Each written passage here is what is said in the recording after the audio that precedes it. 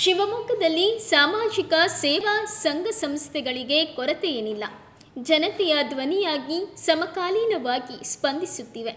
ಆದರೆ ಅಪರೂಪವಾಗಿ ಸ್ಪಂದಿಸುತ್ತಿರುವ ಸ್ನೇಹ ಬಳಗ ಜನರ ವಿಶೇಷ ಪ್ರೀತಿಗೆ ಪಾತ್ರವಾಗುವ ಸೇವೆ ಮಾಡುತ್ತಿದೆ. ಪ್ರಸಾದಂ ಇದು ಸ್ನೇಹ ಬಳಗದ ಸೇವಾ ಶೀರ್ಷಿಕೆ. ಪ್ರತಿ ಭಾನುವಾರ ಮಧ್ಯಾಹ್ನ 12:30ಕ್ಕೆ ಶಿವಮೊಗ್ಗದ ಮೆಗನ್ ಆಸ್ಪತ್ರೆಯ ಚೌಡೇಶ್ವರಿ ದೇಗುಲದ ಹಿಂಭಾಗ ಪ್ರಸಾದಂ ಸೇವೆಯ ನಿರ್ವಹಣೆ ನಡೆಯುತ್ತಿದೆ.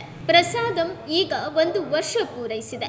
ಹೆಸರೇ ಹೇಳುವಂತೆ ಉಚಿತವಾಗಿ ಹಸಿದವರಿಗೆ ತುತ್ತು ಅನ್ನ ನೀಡುವ ಮಹತ್ ಕಾರ್ಯ ನಡೆಸಿಕೊಂಡು ಬರಲಾಗುತ್ತಿದೆ. ಇದೇ ಆಗಸ್ಟ್ 4ರ ಭಾನುವಾರ ವಾರ್ಷಿಕೋತ್ಸವ. ಪ್ರಸಾದಂ ನೆರಳಿನಲ್ಲಿ ಬಿಸಿ ಬಿಸಿ ಅನ್ನ ಸಾಂಬಾರು ಜೊತೆಗೆ ಉಪ್ಪಿನಕಾಯಿ ಮಜ್ಜಿಗೆ ಇದು ಭಾನುವಾರದ ಮೆನು. ವರ್ಷದ ಹರ್ಷದ ನಿಮಿತ್ತ ದಾನಿ ಮಂಜುನಾಥ್ ಶೆಟ್ಟಿ ಅವರು ವಿಶೇಷ ಹೋಳಿಗೆಗಳನ್ನು ನೀಡಿದ್ದರು.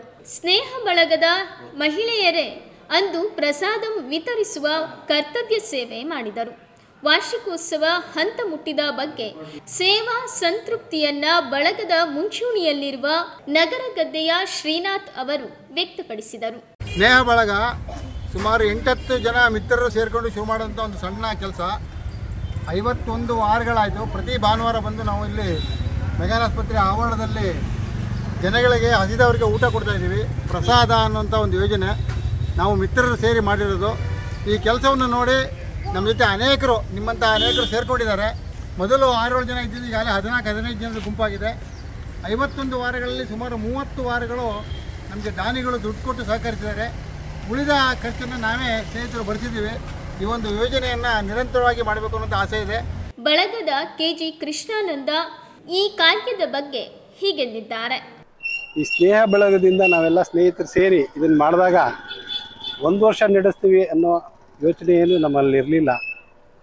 ಹಲವಾರು ದಾನಿಗಳು ಇದಕ್ಕೋಸ್ಕರ ಕೈ ಜೋಡಿಸಿದ್ದಾರೆ. ನಗರದ ನಟರಾಜ್ ಕೆಸಟ್ಟಿ ಅನ್ನೋರು ನಮಗೆ ದಾನಿಗಳಲ್ಲಿ ಒಬ್ಬರು. ಹಾಗೆ AJ ಶ್ರೀನಿವಾಸ್ ಮತ್ತು ಬೆಂಗಳೂರಿನಿಂದ ರಮಾನಂದ ರಾವ್, ಈ ರೀತಿ ಹಲವಾರು 30 ಜನ ಕೈ ಜೋಡಿಸಿ ಇಲ್ಲಿವರೆಗೆ ನಾವು ಈ ಸೇವೆಯನ್ನು ಮಾಡಲಿಕ್ಕೆ ಸಾಧ್ಯ ಆಗಿದೆ. ಜೊತೆಗೆ ಹೀಗೆ ಮಾಡ್ತಾ ಮಾಡ್ತಾ ನಮಗೆ ಹೊಸ ಒಂದು ಭರವಸೆನೂ ಬಂದಿದೆ. ಯಾಕೆಂದರೆ ಬೆಂಗಳೂರಿನಲ್ಲಿ ಒಂದು ಟೀಮು ಇದೇ ರೀತಿ ಒಂದು ಕಾರ್ಯವನ್ನು ಮಾಡ್ತಾ ದೇವಸ್ಥಾನದಲ್ಲಿ 150 ಜನಕ್ಕೆ ಊಟ ಕೊಡ್ತಿದ್ದೀವಿ, ನೀವು ನಮಗೆ ಮಾದರಿ ಆಗಿದ್ದೀರಿ ಅಂತೇಳಿ ನಾವು ಸಂದೇಶ ಕಳಿಸಿದಾಗ ನಾವು ನಿಜವಾಗ್ಲೂ ಒಳ್ಳೆಯದೊಂದು ಕೆಲಸ ಮಾಡಿದ್ದೀವಿ ಅಂತೇಳಿ ನಮಗೂ ಕೂಡ ಅನ್ನಿಸ್ತು. ಹಾಗಾಗಿ ಈ ರೀತಿ ನಗರದ ಬೇರೆ ಬೇರೆ ಕಡೆ ಹಸಿವು ತಣಿಸುವ ಕಾರ್ಯಗಳಾದರೆ ಅದರಿಂದ ನಾವು ತುಂಬ ಹೆಮ್ಮೆ ಪಡ್ತೀವಿ ಅಂತೇಳಿ ಈ ಸಂದರ್ಭದಲ್ಲಿ ಹೇಳ್ಬೋದು. ಮಿತ್ರರಾದ ಮಾಧವ ಅವರು ಈ ಮಹತ್ ಕಾರ್ಯದಲ್ಲಿ ಭಾಗಿಯಾಗಿದ್ದರು. ಇದು ಫೇಸ್ಬುಕ್ಕಲ್ಲಿ ನೋಡ್ತಾ ಇದ್ದೆ. ಇದನ್ನು ಒಂದು 52 ವಾರಗಳ ಹಿಂದೆ, 1 ವರ್ಷದ ಹಿಂದೆ ಈ ಕಾರ್ಯಕ್ರಮನ ಸುಮತೀಂದ್ರಾಚಾರ್ಯ ಇರ್ಬೋದು, ಶ್ರೀನಾಥ್ ನಗರ ಗದ್ದೆ ಇರ್ಬೋದು, ಹಲವಾರು ಸ್ನೇಹಿತರು ಸ್ನೇಹ ಬಳಗ ಅಂತ ಸೇರಿಕೊಂಡು ಒಂದು ಸಂಘ ಮಾಡಿಕೊಂಡು ಕೆಲವೊಂದು ಒಳ್ಳೆ ಉದ್ದೇಶಿತ ಕಾರ್ಯಕ್ಕಾಗಿ ಒಂದು ಕಾರ್ಯಕ್ರಮ ಮಾಡಬೇಕು ಅಂತ ಹಮ್ಮಿಕೊಂಡು ಹಸಿದವರಿಗೊಂದು ತುತ್ತು ಅಂತ ಒಂದು ಮಾಡಿದ್ರು. ನಾವು ಯಾಕಂದರೆ ಎಷ್ಟೇ ಜನಕ್ಕೆ ಏನೇ ಕರೆದು ಏನೇ ಗಿಫ್ಟ್ ಕೊಟ್ಟರು ಅವರಿಗೆ ಖುಷಿ ಸಿಗಲ್ಲ. ಒಂದು ನೀಡಿ ಫೆಲೋ ಯಾರಿಗೊಂದು ಹಸ್ದಿರತ್ತೆ ಅವ್ರಿಗೊಂದು ಹೊತ್ತು ಊಟ ಹಾಕಿದ್ರೆ ಅದರಲ್ಲಿರೋಷ್ಟು ಸುಖ ಅಥವಾ ಅನುಭವಿಸಿದವರು. ಯಾಕಂದರೆ ನಾವು ಹಲವಾರು ಬಾರಿ ಬಡ್ಸೋಕ್ಕೆ ಅಂತಲೇ ಬಂದಿದ್ದೀವಿ. ಸೊ ಅದು ಸ್ವಯಂಕೃತವಾಗಿ ಅದನ್ನು ನೋಡಿದಾಗ ಅದ್ರ ಖುಷಿ ಆಗೋದು ಬೇರೆನೆ.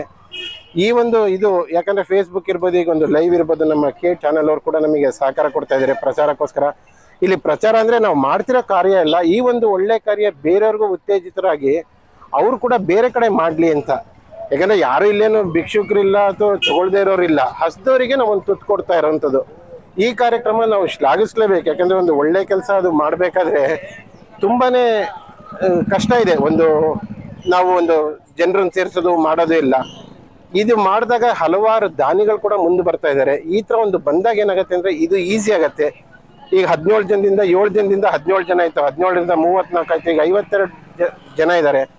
ಇದೇ ಥರ ಪ್ರತಿ ವಾರ ಒಬ್ಬೊಬ್ಬರು ದಾನಿಗಳು ಬಂದರೆ ಇದನ್ನು ಶನಿವಾರ ಭಾನುವಾರ ಕೂಡ ಮುಂದುವರಿಸ್ಬೋದು. ಮತ್ತು ಜನಕ್ಕೆ ಈ ಬೇರೆಯವ್ರಿಗೆ ಕೂಡ ಈ ಥರ ಒಂದು ಕಾರ್ಯಕ್ರಮಗಳು ನಾವು ಅವ್ರಿಗೆ ಕೂಡ ಪ್ರಚಾರ ಪಡೆದು ಅವರು ಇದರಲ್ಲಿ ಭಾಗವಹಿಸಿ ಈ ಒಂದು ಸತ್ಕಾರ್ಯದಲ್ಲಿ ಅವರು ಕೂಡ ಭಾಗವಹಿಸಿ ಈ ಕಾರ್ಯಕ್ರಮನ ಯಶಸ್ವಿಯಾಗಿ ಇದೇ ಥರ ಮುಂದುವರಿಯೋಂಗೆ ಒಂದು ಆಗಬೇಕು. ಮೆಗ್ಗಾನ್ ಆಸ್ಪತ್ರೆಯ ಆವರಣದಲ್ಲಿ ಪ್ರಸಾದಂ ವಿತರಿಸಲು ನೆರವು ಮತ್ತು ಸಹಕಾರವನ್ನ ವೈದ್ಯಕೀಯ ಅಧೀಕ್ಷಕರಾದ ಡಾಕ್ಟರ್ ತಿಮ್ಮಪ್ಪನವರು ನೀಡಿದ್ದಾರೆ. ಸ್ನೇಹ ಬಳಗ ಪ್ರಸಾದಂ ಟೀಮ್ ಕಳೆದ 1 ವರ್ಷದಿಂದ ಅವರ ಸೇವೆಯನ್ನು ಉತ್ಕೃಷ್ಟ ಮಟ್ಟದಲ್ಲಿ ಎಲ್ಲ ರೋಗಿಗಳ ಸಂಬಂಧಿಕರಿಗೆ ಅನ್ನದಾನ ಮಾಡ್ತಾ ಇದ್ದಾರೆ.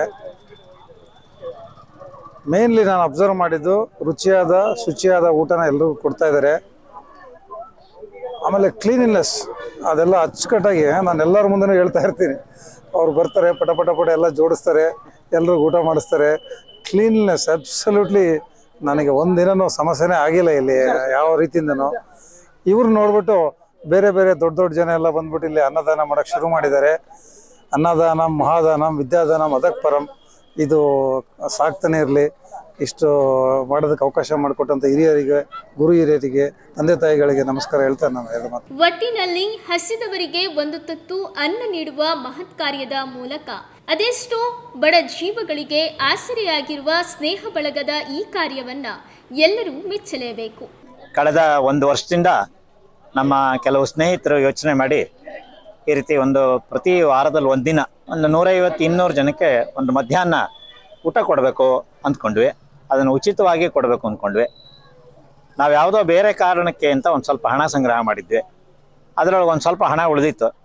ಅದಕ್ಕೂ ಒಂದು ಸದುಪಯೋಗ ಆಗುತ್ತೆ ಅಂಥೇಳಿ ಪ್ರಾರಂಭ ಮಾಡಿದ್ವಿ. ಅದು ಎಲ್ಲ ಸ್ನೇಹಿತರ ಸರ್ಕಾರದಿಂದ, ಇನ್ನೂ ಒಂದು ಮುಖ್ಯವಾಗಿ ಮುರಳೀಧರ ಅರಸರ ಸಹಕಾರದಿಂದ ಮತ್ತು ನಮ್ಮೆಲ್ಲ ಅನೇಕ ಸ್ನೇಹಿತರು 1 ವಾರ ತಪ್ಪದೆ ಬಂದಂಥ ಅನೇಕ ಸ್ನೇಹಿತರಿದ್ದಾರೆ.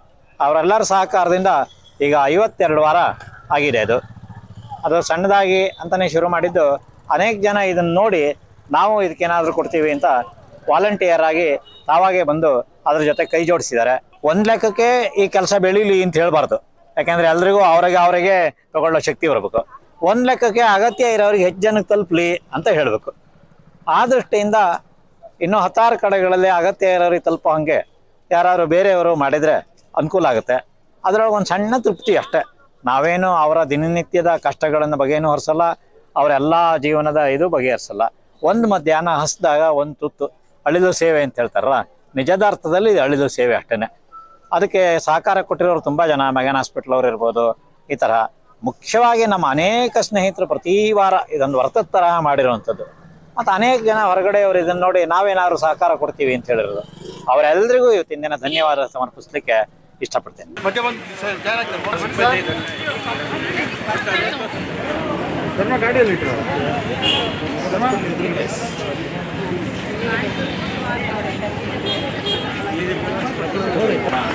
ಕ್ಯಾಮರಾ ಕಟ್ಟ ಬರ್ಬೇಡಿ.